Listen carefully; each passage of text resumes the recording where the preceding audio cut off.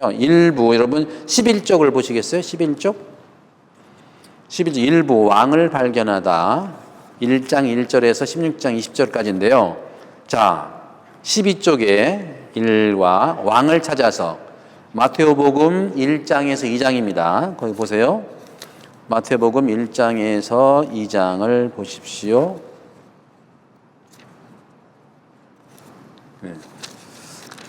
거기 보시면 그 성경에 보시면 예수 그리스도 족보가 나와요. 그죠? 족보가 나오고 예수님의 탄생 이야기가 나오고 그다음에 2장은 동방박사들의 방문이 나오고요.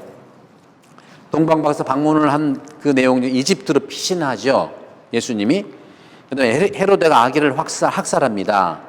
그리고 헤로데가 죽자 다시 이스라엘로 돌아와요. 예루살렘으로 돌아오는데 여기까지가 이제 1장, 2장입니다. 그걸 감안을 해서 제가 12쪽을 좀 읽어볼게요. 네. 25년째 결혼 기념일에 부부라고 해야죠. 두 부부 우리는 충청남도 태안에 있는 친구들을 방문했다. 그곳에 머무는 동안 우리는 태안 해안국립공원의 해안 둘레길을 돌아보며 천리포 수목원을 거쳐 안면도를 지나 고남면의 보령 안면도 해저터널을 통과해서 대천으로 갈 계획이었다. 떠나기 전 몇 달 전 동안 그 계획을 그렇게 한 거예요. 결혼 기념 그 은혼식이겠죠. 해서 그렇게 계획을 했는데 떠나기 몇 달 전 여행 이야기를 했잖아요. 너무 그러니까 여러분들 여행 가기 전에 이야기가 얼마나 행복해, 그죠? 행복한 거예요. 그래서 우리는 대화 속에서 계속 여행 이야기를 하면서 행복한 거예요. 저녁 식탁에서 또 차를 타는 동안 또 뒷뜰 안에서 저녁 이야기를 계속 여행 이야기를 하는 거예요. 그렇죠, 여러분들? 크리스마스를 얼마나 기다리셨습니까? 예수님 탄생을 얼마나 기다리셨어요, 그죠? 그런 것처럼 저는 그룹 나눔에서 인간은 기다림의 존재잖아요. 가정생활에서 한때 강하게 원했던 것을 설명합니다. 여러분들은 예수님을 기다렸던 것처럼 여러분 은혼식의 그 여행을 기다리고 막 얘기한 것처럼 여러분들은 인생 생활에서 가정 생활에서 여러분 개인 생활에서 강하게 원했던 것이 어떤 것일까? 한번 찾아보자는 거예요. 강하게 원했던 것이 어떤 것일까? 여러분들 예수님이 그랬죠. 우리는 기적을 막 행하려고 하는데 기적을 행할 수가 없었습니다. 왜 기적을 행하지 못했을까요? 그러니까 예수님이 기도를 해라. 기도하지 않았기 때문에 그렇다 그런 얘기 있었죠. 그죠? 그게 어떤 건가요? 묵주기도 5단 안 해서 그런가? 어떤 거예요? 미사 주일 빠져서 그런가? 그런 게 아니고 그 의미를 찾아봐야 되거든. 의미. 기도를 하지 않아서 그렇다. 기도하면 된다는 게 뭐겠어요? 기도는 뭐예요? 대화고 청하지 않아서 그런 거예요. 무슨 뚝딱 해가지고 무슨 신비를 부려가지고 무슨 어떤 신통한 기술을 좀 하려고 하는 그런 요행수 같은 거죠. 저 사람은 하는데 나는 왜 안 돼? 비교하고 이러니까. 예수님은 얘기하잖아요. 기도하면 된다. 그게 뭐겠어요? 기도가 뭐예요? 대화하고. 얼마나 은혼식 여행 때문에 그 식탁에 앉았을 때나 또 차를 타는 동안 또 여유 있을 때 우리 이렇게 할까 저렇게 할까 계획하잖아요. 그렇게 청하고 두드리고 구할 때 가능하다는 것이죠. 근데 언제부턴가 그런 질문도 할 수가 없었고 대화도 뚝 끝났고 맨날 어떻게 보면 사는 얘기이지만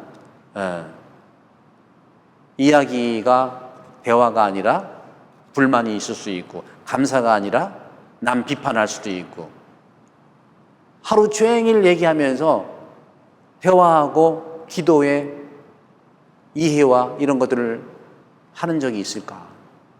그래서 제가 호주도 그렇고 우리도 그렇고 일주일에 한 번이라도 1시간이나 1시간 반 동안 예수님 얘기를 해보자고 해서 말씀하게 만들었지. 여러분들 그게 기적이거든요. 일주일에 한 번이라도 예수님 얘기를 해보자는 거예요. 여러분 언제 예수님 얘기를 해본 기억이 언제 있어요? 그죠? 그런 거를 이제 말씀하는 거죠. 자, 그 다음에 13쪽에 보면 개인 성찰. 나는 현재 무엇을 기다리거나 기대합니까? 하루 중 나의 생각은 어떤 영향을 미칩니까? 내 생각을 들여다보고 두드릴 수 있잖아요. 그래서 거기 보시면 처음이니까 좀 천천히 나가시는데 이제 속도가 이제 날 거예요. 고대하던 메시아 탄생이 마태복음 1장, 2장 기록되어 있는데 거기 나온 것처럼 이스라엘 민족은요, 하느님의 기름을 부음받은 왕이 태어나기를 기다렸잖아요. 수세기 동안. 얼마나 기다리는 날이었어요. 여러분도 어떤 집을 짓는다든가 어떤 그 시험을 봤는데 그 소식을 기다린다든가 또 중요한 어떤 생일이 돌아온다든가 할 때 얼마나 기대하냐는 거죠. 하지만 예수님의 이러한 탄생은 국가와 지도자들에 의해서 왕실의 기쁨으로 받아들이지 않았어요. 그거 보시면 헤로데는 그렇게 좋아하지 않았어요. 동방박사만 저 바깥에서 오는 거예요. 우리 가족 안에 기쁨이 분명히 있는데 우리 기쁨은 별로 맨날 그날이 그날이야. 그냥 그날이 그날이고 느낌도 없고 신세 한탄 정도 될 수도 있고, 근데 밖에서 볼 때는 와, 저 오늘 너무 좋겠다 이러는 거예요. 마찬가지 예수님의 탄생이 그 자국 안에서는 어떤 종교 지도자나 국가 지도자나 관심이 없었어요. 근데 저 바깥에서는 동방박사가 별을 따라가지고 메시아를 찾아왔단 말이죠. 이럴 수 있는 거예요. 우리는 안에 행복이 가득한데 그건 안 바라봐. 바깥에서 바라봐. 그런 점에서 새로 태어난 왕을 환영하는 것은 오히려 이방 동방박사에게 맡겨졌다. 자, 질문과 나는 1번 봅시다. 예수님을 천상의 왕으로 묘사한 것을 고려하면 마테오는 왜 그의 책 서두에 족보를 포함했냐? 족보 나와 있죠, 여러분들. 마테오복음 족보가 있잖아요. 1장 1절부터 17절까지가 족보예요. 네. 족보는 뭐예요? 족보가 뭐죠? 족보는요, 내 족보를 쭉 보게 되면 어떤 느낌이 들어요? 여러분 족보 있으신가 모르겠네. 족보는 어떤 느낌이 있는 거예요? 족보가 뭐예요, 여러분들에게? 그냥 족본가 보다. 족보가 어떤 거예요? 하나로 묶어주는 거잖아요. 연대라는 연대.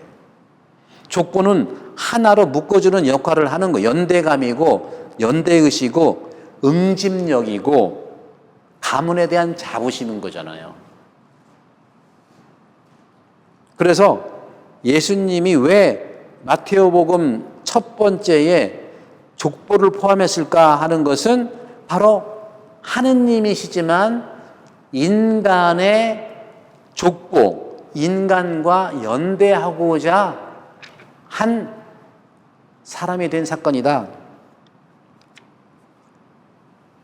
우리 동학에서도 최재우가 그랬나요? 인내천이라고 했잖아요. 사람이 곧 하느님이다 얘기했잖아요.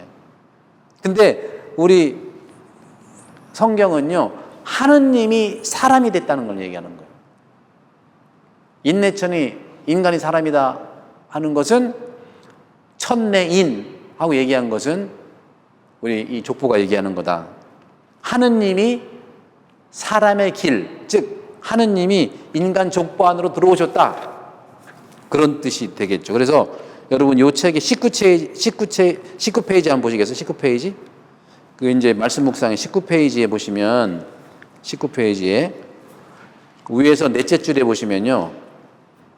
따뜻한 성탄 준비, 예수 그리스도의 족보 있는데 구약 성경은 인간의 역사를 조상 대대로 이어져 온 삶과 노동의 연속성으로 보았다. 마테오는 이러한 역사 흐름 안에서 시간이 충만할 때 하느님께서, 이게 중요해요. 하느님께서 세상에 오심으로써 족보가 그런 의미라는 거죠. 족보는 구체적으로 왔다는 걸 얘기해요. 그냥 뭐 우리 저기 남쪽 지역의 뭐 김할지 알 속에서 태어났다 뭐 이렇게 신비적인 신화적인 얘기를 하는 게 아니고 구체적으로 족보를 얘기하는 것이죠. 우리도 알에서 태어나고 뭐 박적효세라든가 이런 신화적인 그런 그 이야기들이 있잖아요. 그 신화는 사실이다 가짜를 떠나서 상징을 의미하기 때문에 신비를 드러내고자 하는 거죠. 근데 예수님은 신비이지만 구체적으로 세상에 오심을 얘기하고 하느님이 세상에 오셔서 모든 역사의 완성이 이루어졌음을 선포한다는 것이다 하는 것이죠. 자, 14쪽을 보시면, 자, 좀 보십시다. 14쪽에 2번 보시면, 그리고 이거는요, 제가 말씀드리는 것은 정답이 아니에요. 제 의견이지, 여러분들의 이걸 참고해서 여러분들의 생각을 나누는 게 중요하다는 거죠. 그러니까 정답 찾기보다는 텍스트, 본문을 직접 만나서 본문에 있는 예수님을 만나는 게 목적이죠. 그리고 해답을 여러분들이 찾으세요. 정답을 안 해도 좋아. 여러분들이 해결하는 답을 받으시라는. 2번 보면 꿈속에서 요셉은 천사의 방문을 받습니다. 그렇죠? 이게 1장 18절부터요. 예수 그리스도 탄생에서 18절부터 25절이에요. 네. 천사의 메시지가 요셉에게 어떤 위로가 됐을까요? 한편 그것이 어떤 불안을 일으켰을까요? 여기서 보면 여러분 요셉 재밌는데 작년에 여러분 루카복음 했잖아요. 루카복음의 이 예수님 탄생 이야기하고 마테오복음의 예수님 탄생 이야기는 달라요. 여러분 틀린 게 아니야. 여러분 우리 많이 틀렸다 하는데 다른 거예요. 달라. 루카복음은 천사가 누구한테 직접 얘기해서 그리스도 탄생 이야기를 꾸미냐면 마리아예요. 여성. 루카복음이 신민적이라고 했죠. 아름답다고 그랬죠. 여성. 이 마테오복음은 우리나라가 유교 문화인 것처럼 유교 문화는 남성 문화의 경향이 있잖아요. 마찬가지 율법도 남성적 측면이 많아요. 그 여성은요 그냥 자기 집안에서 가장 비싼 재산 중에 목록 이런 거야. 근데 예수님은 생각이 달라. 이걸 잘 보셔야 돼요. 유대교에서 여성을 재산 목록 1호로 생각했지만 예수님은 그렇지 않다는 거. 그게 중요한 거예요, 여러분. 그래서 이 마테오 복음에서는 요셉이 꿈속에서 그리스도 탄생을 만나게 되는 사건이라. 그래서 마테오 복음은 요셉을 중심으로 해서 그리스도 탄생 이야기가 전개되고 루카 복음은 마리아를 통해서 탄생 이야기가 진행된다는 것이죠. 그랬을 때 여기 나온 것처럼 천사의 메시지가 거기 하면 제가 여러분들 읽어볼게요. 18절에서 25절인데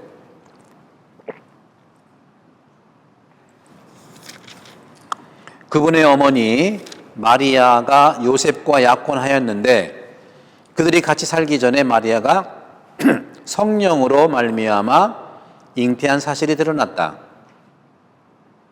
마리아 남편은 의로운 사람이었고 또 마리아의 일을 세상에 드러내고 싶지 않았으므로 남모르게 마리아와 파혼하기로 작정하였다. 그렇게 요셉이 하기로 생각 굳혔을 때 꿈에 주님의 천사가 나타나 말하였다 하는 거예요. 자, 꿈속에서 천사가 나타났어요. 방문했어요. 천사의 메시지가 어떤 거였어요? 보시면 다윗의 자손 요셉아 두려워하지 말고 마리아를 아내로 맞아들여라. 그 몸에 잉태된 아기는 성령으로 말미암은 것이다. 마리아가 아들을 낳으리니 그 이름을 예수라고 하여라.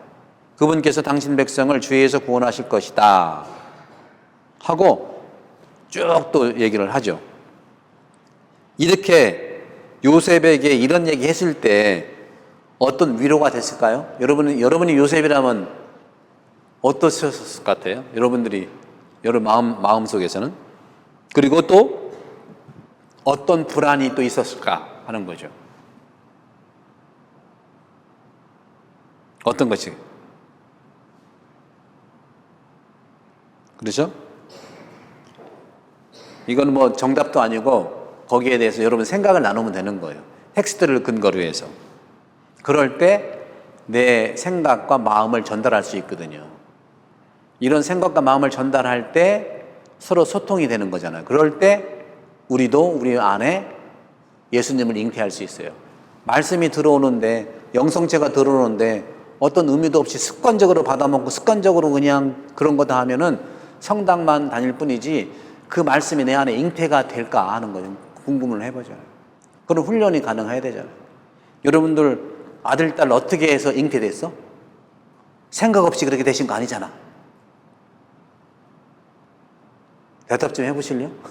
웃던지 그냥. 어떠죠? 여러분 아들, 딸 가질 때 어떻게 했어요? 네? 계획을 하셨나? 이번에 아들 낳을 거야? 그런 계획이 안 되잖아요. 그잖아요. 그죠? 요새도 마찬가지일 거라는. 저는 천사가 이렇게 얘기했을 때 요셉의 입장에서는요, 이렇게 생각했을 것 같아요. 야, 그때 약혼했다면 부인이거든요, 법적으로. 일종의 안심이 됐던 건 뭘까 하면은, 다른 남자애는 아니구나. 그래, 안 그래요? 다른 남자애는 아니구나 하고 안심했을 것 같아. 여러분 어때요? 여러분 그런 생각 해보셨어요? 여러분들, 이게 하나님 말씀이라고 해서 무조건 거룩하고 다 받아들일 수는 없어요, 여러분들. 그렇게 여러분들이 여러분의 생각과 이걸 대조해서, 나는 그렇게 생각하는구나 하는 거죠. 위로가 됐다는 것은 그런 것이 아니었을까. 그리고 왜 요셉이 왜 남모르게 파혼하기로 했을까? 남의 남자였다는 것을, 왜 내 애가 아니기 때문에 남의 남자자는 걸 그래서 파혼하기로 했잖아요. 아주 사람은요, 아주 예민한 그런 부분들의 감정들로 인해서 살아가는 거예요. 다른 남자에게는 내 아이는 아니니까 다른 남자잖아요. 그래서 남몰래 파혼하기로 했잖아. 왜? 다른 남자아이가 잉태됐으면요, 간음죄를 져가지고 마리아가 죽을 수도 있거든. 그러니까 너무 사랑해가지고 이혼하면은 부부지간은 아니니까 죽지는 않는다는 이런 자기 계산이 있는 거예요. 그런데 천사가 나타나니까 당황스럽기도 했지만 일단, 딴 남자는 아니었네. 좀 그렇다면 한번 웃어주실래요, 한번? 너무 힘드네, 여러분들. 아니, 결혼하는 내가 이렇게 설명을 해야 되나, 이거? 두 번째는 천사의 말대로 하지 않으면 혹시 벌 받는 거 아니야? 저는 순수하게 우리 사람의 입장에서 얘기해요. 이거 천사의 말대로 하지 않으면 벌 받지 않나? 여러분들 겁나고 벌 받는 그런 상상을 좀 해보시잖아요. 농담으로 그러잖아요. 누가 이제 질문하면은 대답을 안 해. 질문 왜 안 하세요? 안 한다고 설마 때리겠어요? 뭐 이러잖아. 우리는 그런 부분. 그러니까 천사의 말대로 하지 않으면, 다시 말하면 천사의 말을 믿지 않으면, 우리는 믿지 않으면 혼날 거로 생각하는 경향이 있잖아요. 벌 받을까봐, 불안을 일으킬 수도 있을까봐 하는 것이죠. 그런데 더 중요한 건 또 한편으로는 요셉의 입장에서 보게 되면은요, 이게 일종의 비밀이잖아요. 천사가 난 알려준 비밀이잖아요. 여러분들, 비밀을 여러분 간직할 수 있는 어떤 경험이 있었어요? 이건 나만 알고 있어야 돼 하고서.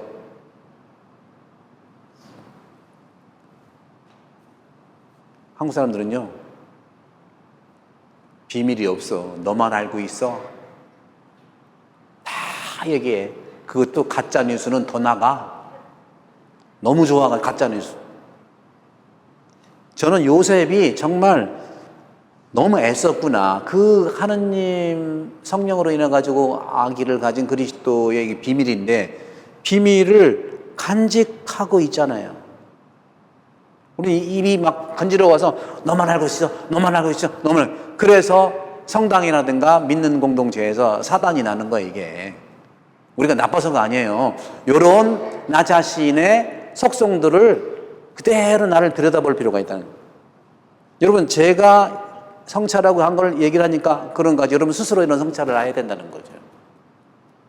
그러니까 이것은 하나의 예지 정답이 아니라는 말씀드리죠. 얼마나 다양하게 요셉 한 명을 가지고 서로 자기 마음을 들여다볼 수 있냐. 내 마음을 들여다보자는 거예요. 내 마음.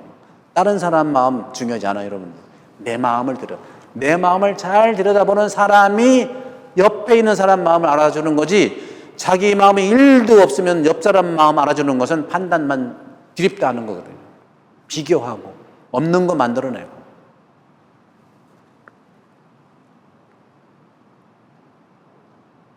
믿는 자로서 원하지 않는 순명을 해야 하는 일도 있는 거예요.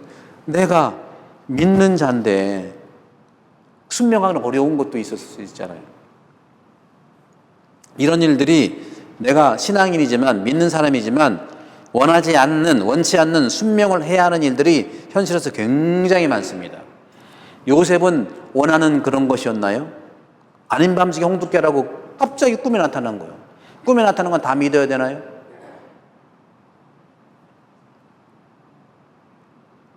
그런 점에서 내가 원하지 않는 다른 사람으로부터 받는 오해와 비난과 멸시와 모멸, 이런 것들이 여러분 인생에서 굉장히 많을 겁니다. 말을 안 해서 그렇지, 말을 못해서 그렇지. 이해되지 않는 상황들이 엄청 많아요.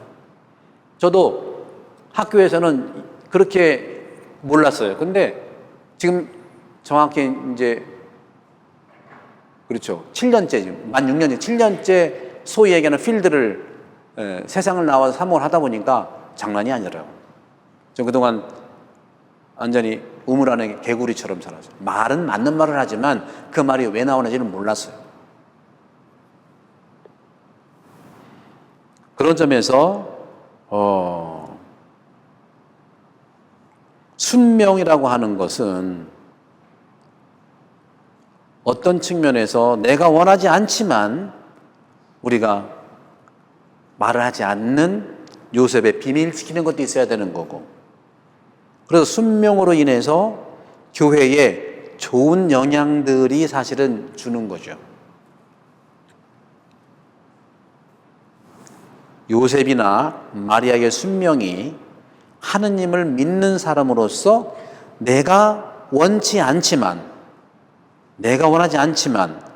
수락해야 할 필요, 그것이 교회의 필요라고 한다면 어떤 역할을 또 나에게 맡겨주든 간에 그것이 바로 요셉이 되어야 되고 마리아가 되어야 되지 않냐 하는 것이죠. 이거 하나 가지고 이렇게 오래가려 만드는데 처음이니까 이건 그 다음에 루카복음 1장 26절 38절이 바로 아까 말씀드렸던 마리아의 입장에서 하는 겁니다. 가브리엘 천사가 마리아는 이건 루카복음 때 얘기했으니까 마리아한테 나타나서는 마리아는 직접 천사와 이렇게 이야기를 한 거죠. 그래서 천사가 그렇게 얘기를 했을 때 이 인사말이 무슨 뜻인지 몹시 놀랐다고 했잖아요. 여러분, 몹시 놀라면 내가 놀란 것을 잘 들여다보시고 여러분의 놀람을 잘 존중하세요. 내가 놀랬구나. 내가 놀래면 왜 놀래고 그래? 내가 놀랬다는데 왜 놀랬냐고 막 이러는 거예요. 내가 놀랬는데. 내가 그걸 잘 놀란 거예요. 그러니까 자신들이 원한 것이 아닌 것을 순명한다는 사실, 이것이 마리아나 요셉이 받아들여야 되는 부모의, 우리의 모델이라는 거죠. 이게 모든 성인들이나 모든 봉사자들은요, 이런 것이 있는 거예요. 내가 원하지 않은 거예요. 내가 원하지 않은 것을 순명으로 받아들여야 돼. 그 봉사자가 그런 거예요. 그런 봉사자를 흔들어대면 그 대죄예요. 그건 대죄. 모든 봉사자들이 내가 하겠습니다 하는 봉사자가 많지 않거든요. 그분이 원하지 않았는데 순명으로 받아들여서 하는 사람을 흔들어댄다. 그것도 근거도 없이 그건 대죄. 그래서 내일 복음도 그런, 오늘 내가 그 장례에서 때 얘기했잖아요. 믿는 이들 가운데 한 사람이라도 죄짓게 하면 목에 맷돌을 묶어서 바다에 빠져 죽는 게 낫다 하고 얘기해요. 하느님이 그것은 벌해주실 거예요. 저는 그런 단죄할 수가 없어요. 그렇다 하더라도 성당에서는 누구도 그런 죄를 짓게 한 사람이라도 우리가 단죄할 수가 없어요. 누구는 막는다고 하잖아요. 안 막아져요. 우리 성당에 검사가 있어요. 경찰이 있어요. 할 수가 없습니다, 여러분들. 특히 본당신부한테 하라고 하는데 저는 못합니다. 안 합니다. 왜? 예수님이 안 했기 때문에 안 하는 거예요. 누가 여러분들이 본당신부를 경찰로 만들었고 검사로 만들었습니까? 판사도 아니거든요. 저는 사목자예요. 그걸 정확하게 보셔야 돼요. 그럼 어떻게 됩니까? 그 죄를 진 사람이 부끄러울 줄 알아야지. 그걸 위해 기도해야 돼요. 부끄러울 줄 알아야지. 그리고 자기 자신이 회개하고 돌아서기를 그러면 얼마나 우리가 기쁘냐 하는 것이죠. 그걸 계속 강조할 수밖에 없어요. 자, 그렇게 하고 시간이 이제 다 됐는데요. 잠시 쉬고 또 곧이어 시작하겠습니다. 성부와 성자와 성령의 이름으로 아멘. 영광이 성부와 성자와 성령께. 성부와 성자와 성령의 이름으로 아멘.